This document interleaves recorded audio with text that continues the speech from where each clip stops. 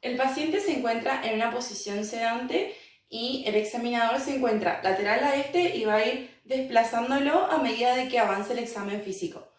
En primer lugar, vamos a ocultar la cara anterior del cuello en busca del soplo glótico, mientras el paciente toma aire por la nariz y exhala por la boca.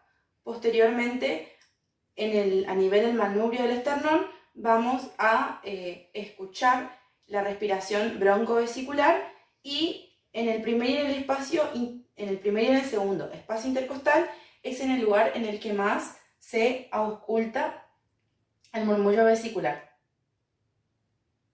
Bien, podéis agarrarte el cuello, muy bien.